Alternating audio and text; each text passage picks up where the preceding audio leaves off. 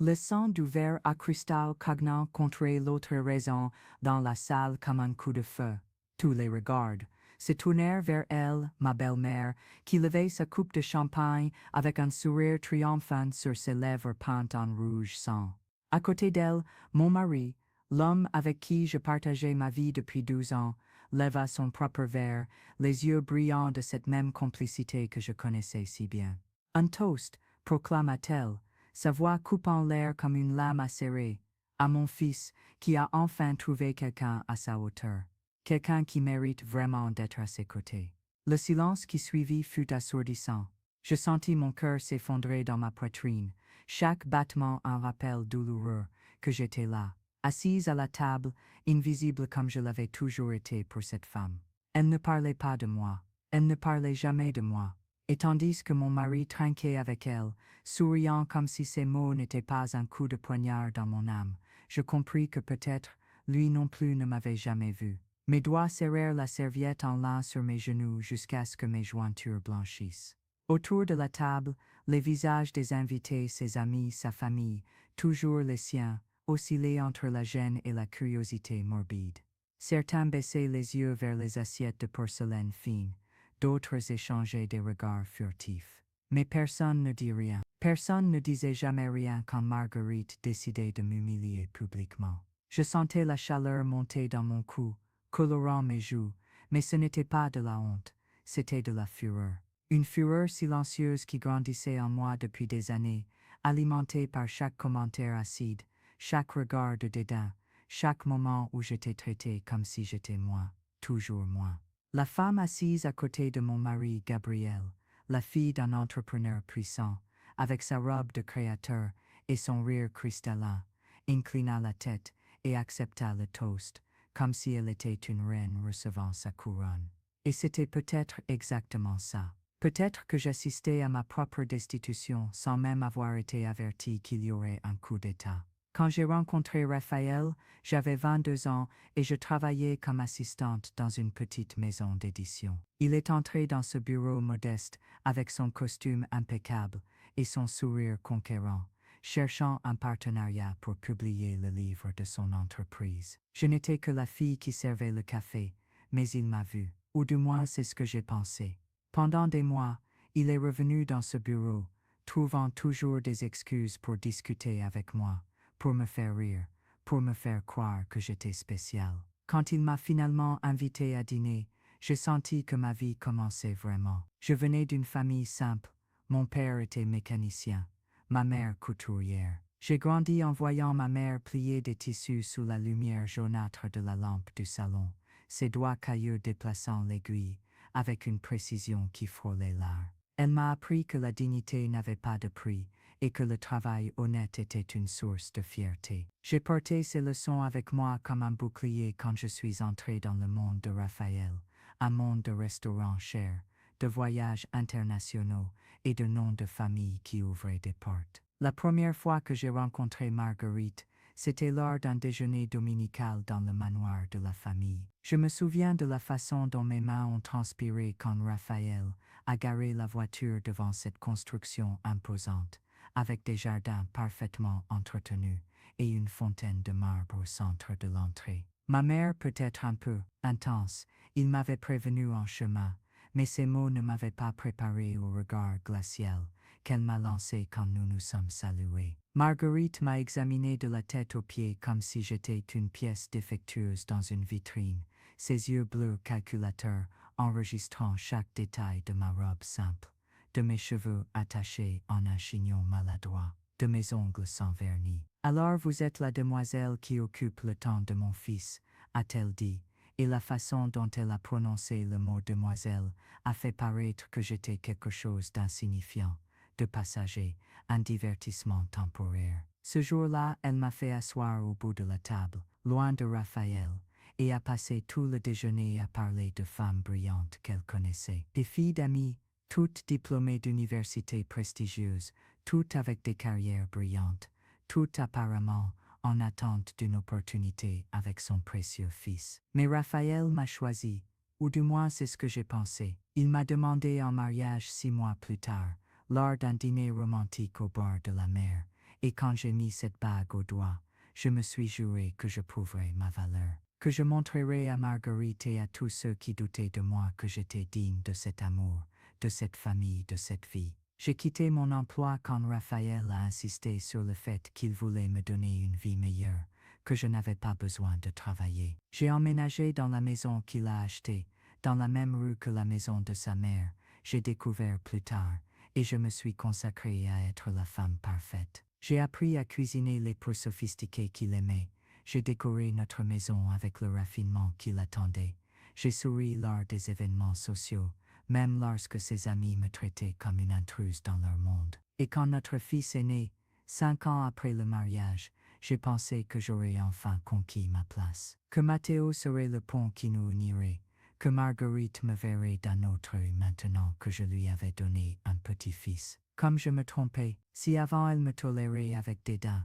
après la naissance de Matteo, Marguerite est devenue une présence constante et oppressante dans nos vies. Elle apparaissait chez nous sans prévenir, critiquait la façon dont je m'occupais du bébé, suggérait que je ne savais rien sur la maternité parce que je venais d'une famille sans structure. Quand Matteo a eu 2 ans et a commencé à fréquenter une petite école, c'est elle qui a insisté pour l'inscrire dans l'établissement le plus cher et le plus élitiste de la ville, payant les frais de scolarité directement et me rappelant, chaque fois qu'elle le pouvait, que mon fils avait des opportunités que je n'aurais jamais pu lui donner. Raphaël ne la contredisait jamais. C'est juste sa façon de démontrer son amour, disait-il, en passant la main dans mes cheveux, avec ce geste condescendant que j'ai appris à détester. Elle veut juste le meilleur pour Matteo, pour nous. Mais ce n'était pas pour nous, c'était pour lui. Ça l'a toujours été. Les années ont passé dans une routine de petites humiliations et de concessions silencieuses. Je suis devenue experte à avaler des mots, à sourire quand je voulais crier, à accepter que mon opinion importait rarement dans les décisions concernant ma propre vie. Marguerite décidait où nous passerions les vacances, quelle école Matteo fréquenterait, même quel médecin nous devrions consulter quand quelqu'un tombait malade. Et Raphaël permettait tout, aveugle à la façon dont sa mère m'effaçait, comment elle me transformait en une ombre dans ma propre existence. J'ai essayé de lui parler plusieurs fois, en choisissant soigneusement mes mots pour ne pas donner l'impression que j'attaquais la femme qu'il adorait. Chérie, je pense que nous avons besoin de plus d'autonomie en tant que couple, disais-je, et il acquiesçait distraitement, embrassait mon front et continuait à consulter sa mère sur tout. Quand Matteo a eu 7 ans, j'ai commencé à sentir que je me perdais, que la femme que j'avais été, cette fille pleine de rêves travaillant dans la maison d'édition,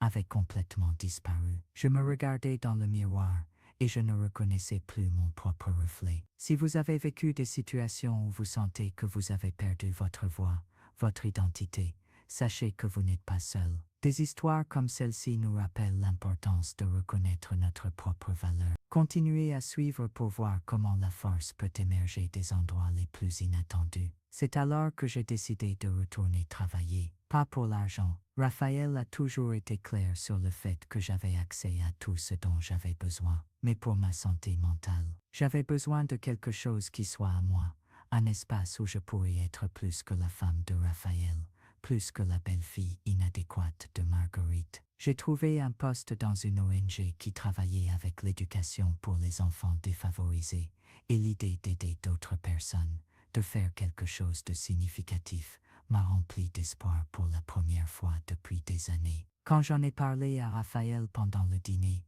il s'est arrêté avec sa fourchette en l'air et m'a regardé comme si j'avais suggéré quelque chose d'absurde. Travailler.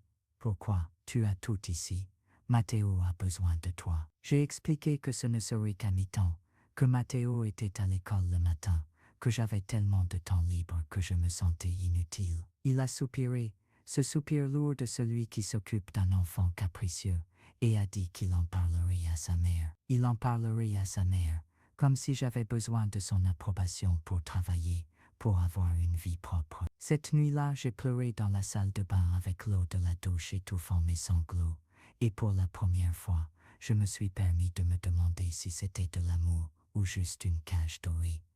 Marguerite, évidemment, était contre. Elle est venue chez nous le lendemain. Elle apparaissait toujours le lendemain, comme si elle avait des capteurs qui détectaient toute tentative d'indépendance de ma part, et m'a confronté dans le salon pendant que Raphaël était au bureau. Une ONG, a-t-elle dit avec dédain, prononçant les mots comme s'ils étaient quelque chose de sale. Tu veux exposer le nom de notre famille à ce genre d'environnement. Tu veux que les gens pensent que mon fils ne peut pas subvenir aux besoins de sa propre femme. J'ai essayé d'expliquer mais elle m'a interrompu avec un geste impérieux de la main. Tu ne contribues déjà pas beaucoup à cette famille telle qu'elle est. Au moins tu pourrais te consacrer à être une mère décente et une épouse présente. Mais non, tu veux t'échapper pour faire semblant de faire de la charité.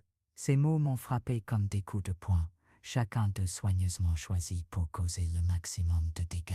Et le pire a été d'entendre Raphaël être d'accord avec elle quand elle l'a appelé à la conversation. Ce n'est peut-être pas le meilleur moment, chérie, a-t-il dit, en évitant mon regard. Réfléchissons-y plus calmement. Réfléchir plus calmement était le coup. Je lui dis de ne plus jamais aborder le sujet.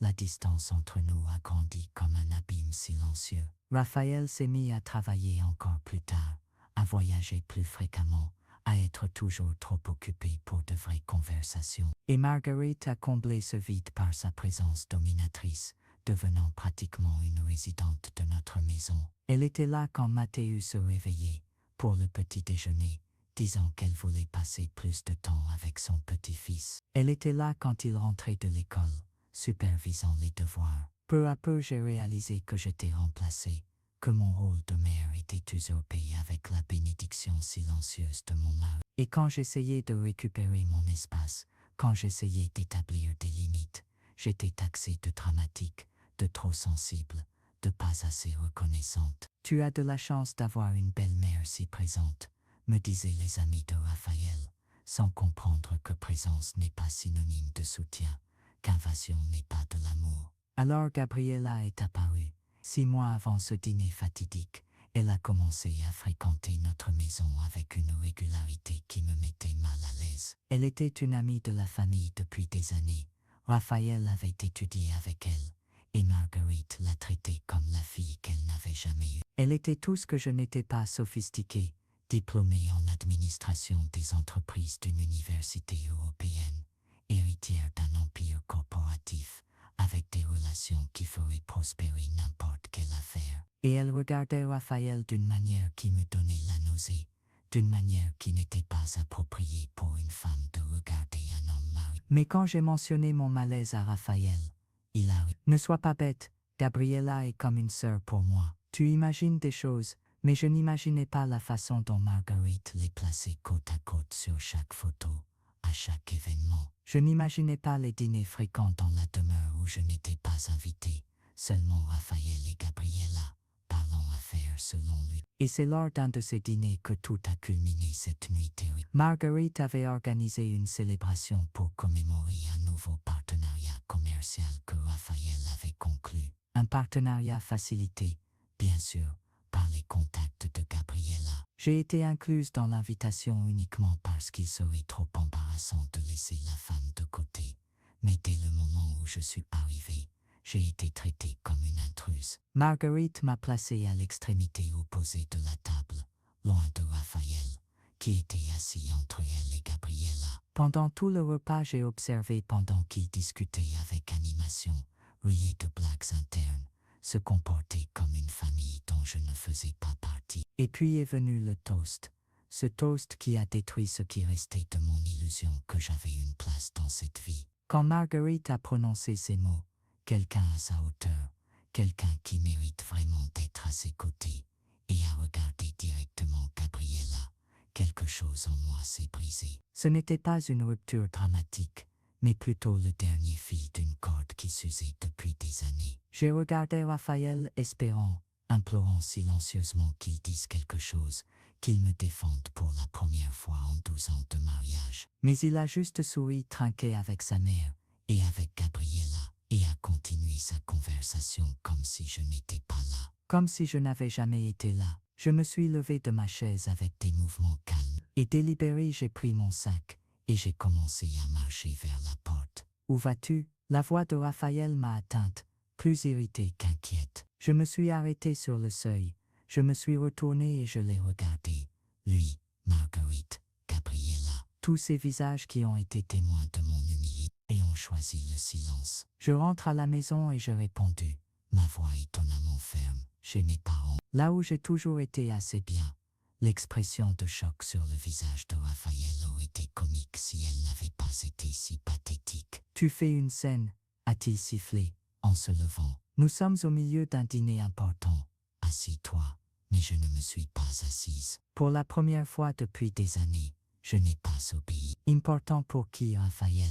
Certainement pas pour moi, ça ne l'a jamais été. Marguerite s'est alors levée, sa posture royale et son ton glacial. Écoute bien, jeune fille, si tu franchis cette porte maintenant, tu commettras une erreur que tu ne pourras pas réparer. Mon fils ne mérite pas ce genre de drame. J'ai alors souri, un sourire triste qui est sorti du fond de mon âme blessée. Vous avez raison sur une chose, Marguerite. Votre fils mérite vraiment quelqu'un de mieux. Il mérite quelqu'un qui l'aime assez pour dire la vérité. Et la vérité, c'est qu'il est devenu un homme faible, incapable de protéger sa propre famille, incapable d'être un vrai mari. Alors oui, peut-être que Gabriella est parfaite pour lui. Vous vous méritez l'un l'autre, et je suis parti.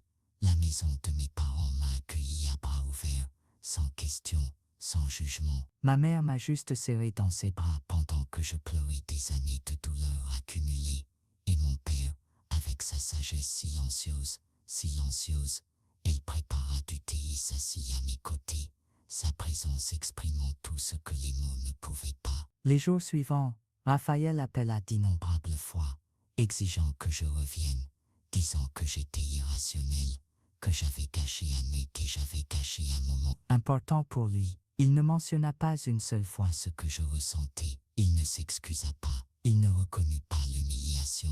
Il exigea simplement mon retour comme si j'étais une propriété égarée qu'il fallait ramener à sa place. Et c'est alors, dans le calme de la maison de mon enfance, que j'ai commencé à découvrir quelque chose qui allait tout changer. En rangeant quelques documents que j'avais emportés avec moi, des papiers que j'avais pris au hasard dans le bureau de Raphaël avant de partir, j'ai trouvé des rosaires dans le bureau de Raphaël avant de partir. J'ai trouvé des relevés bancaires de comptes que je ne connaissais pas. Des comptes au nom de lui et de Marguerite, des mouvements financiers étranges, des virements vers des sociétés offshore. Je ne comprenais pas complètement ce que je voyais, mais je savais reconnaître les irrégularités quand j'en voyais. Après tout, j'avais travaillé dans une maison d'édition qui publiait des livres sur la finance. J'ai apporté les documents à un avocat, un vieil ami de mon père, et ce qu'il a découvert m'a choqué. Raphaël et Marguerite détournaient de l'argent de l'entreprise familiale depuis des années, utilisant des schémas complexes de blanchiment d'argent et de fraude fiscale. Et plus que cela, une grande partie de la fortune qu'ils affichaient n'était pas la leur, mais le fruit de fraude élaborée. La famille qui m'avait fait me sentir petite, inadéquate, pauvre, était construite sur des mensonges et des crimes financiers. L'avocat m'a conseillé d'aller à la police, mais j'avais une meilleure idée. J'ai appelé Raphaël et j'ai fixé un rendez-vous, non pas chez lui, mais dans un café neutre. Il est arrivé avec cette expression d'impatience que je connaissais si bien, s'attendant clairement à ce que je sois là pour m'excuser, pour implorer de revenir. Quand je me suis assise en face de lui et que j'ai posé un dossier sur la table, son expression a changé. « Qu'est-ce que c'est que ça ?» a-t-il demandé, et pour la première fois, j'ai détecté de la peur dans sa voix. Ça, ai-je répondu calmement. C'est ta chance de faire ce qu'il faut. Dans ce dossier, il y a des copies de documents qui prouvent la fraude fiscale, le blanchiment d'argent et divers autres crimes financiers commis par toi et ta mère. J'ai les originaux en lieu sûr, et j'ai déjà fait des copies supplémentaires, qui sont entre les mains de personnes de confiance. J'ai vu la couleur disparaître de son visage. Tu ne ferais pas ça, tu m'aimes. Je me suis penché en avant, le regardant droit dans les yeux. J'aimais l'homme que je pensais que tu étais, mais cet homme n'a jamais existé, n'est-ce pas? Raphaël a essayé de négocier, de menacer, de manipuler, mais je n'étais plus disponible pour ces tactiques. J'ai présenté mes conditions, divorce immédiat avec un partage équitable des biens, garde partagée de Mathéus avec la garantie que Marguerite resterait à distance, et la régularisation de toute la situation financière de l'entreprise. Et si je ne suis pas d'accord, a-t-il défié, essayant encore de garder un certain contrôle. Alors, ai-je répondu avec un calme qui m'a moi-même surprise. Ces documents iront au fisc, au ministère public et à la prisque. Ta mère perdra tout, tu perdras tout. Et Mathéus grandira en sachant quel genre d'homme son père est allemand. Le choix t'appartient. Il a accepté. Non pas parce qu'il avait une prise de conscience, mais parce que c'était un lâche qui choisirait toujours de protéger sa propre peau. Le divorce a été rapide et discret. Marguerite a essayé de me contacter une fois, sa voix distillant du venin au téléphone, menaçant de me détruire. Mais quand j'ai mentionné les documents, quand j'ai clairement fait comprendre que j'avais suffisamment de preuves pour la mettre en prison, elle et Raphaël, elle s'est tue. Pour la première fois depuis que je l'avais rencontrée, Marguerite était sans voix. La sensation était libératrice. Ce n'était pas la vengeance que je cherchais, c'était la justice, c'était la dignité, c'était la simple affirmation que j'avais de la valeur, quoi que cette famille pense de moi. Avec l'argent du divorce, j'ai ouvert mon propre cabinet de conseil en éducation, travaillant avec des écoles publiques pour développer des programmes de lecture. Je faisais enfin ce que j'avais toujours voulu, en utilisant mon expérience de la maison d'édition pour quelque chose de significatif. Mathéus a commencé à vivre avec moi pendant la semaine